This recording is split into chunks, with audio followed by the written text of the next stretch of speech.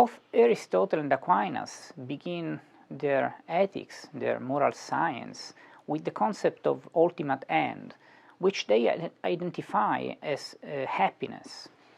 And somehow it's common sense knowledge. Whatever we do ultimately because we want to be happy.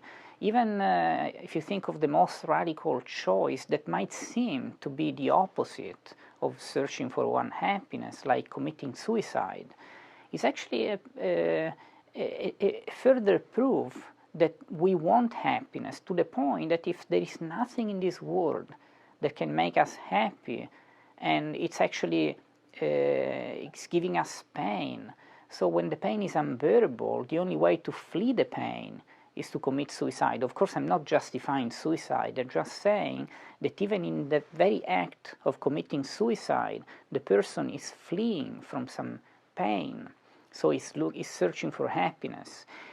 But this is the reason why this approach to ethical theory is the reason why Kant, one of the most important thinkers of modern times, thought that classical ethics was hedonistic, was a search for pleasure, and that happiness cannot be the real ultimate end of the human being.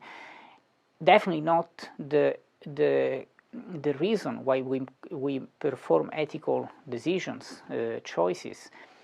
Kant thought that it's the other way around. When we choose something ethically, we don't do it because we search for happiness, but because we ought to, because our conscience tells us that whatever our pleasures are, our happiness is, we have to do that. So Kant reduced ethics to the moral duty of our conscience. And somehow he was right, especially because the closest concept of happiness as the ultimate end of human life that he had at his time was modern utilitarianism of people like John Stuart Mill, who described happiness as the ultimate end in the sense of maximizing, taking the best of our pleasures. And clearly, if you think of happiness just in terms of getting the best of your pleasures, the possible, biggest amount of pleasures in life, clearly that would be hedonism.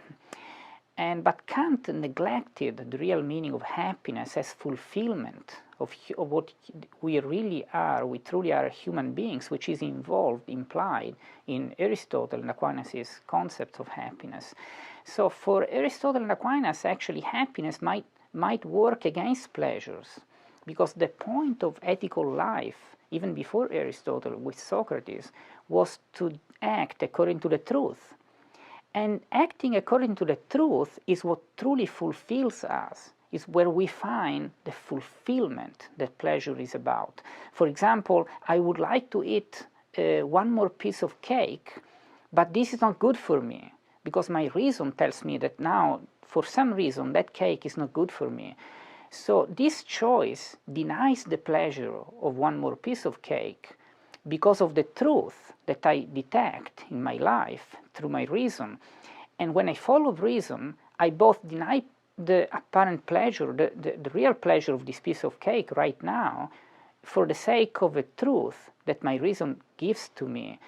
And this following the truth is happiness, is the way in which I find myself through my ethical choices. Now, the real point is, what is the truth of the human being?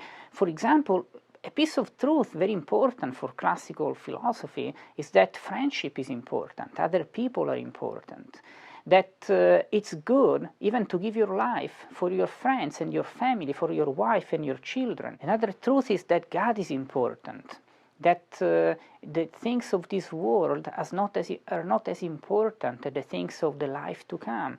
So when I act in view of this truth, of this truth of my life, I'm actually pursuing my happiness in the terms of my fulfillment, even though they might lead me even to deny my own life, to give it up for other people. So, and definitely to give up pleasures.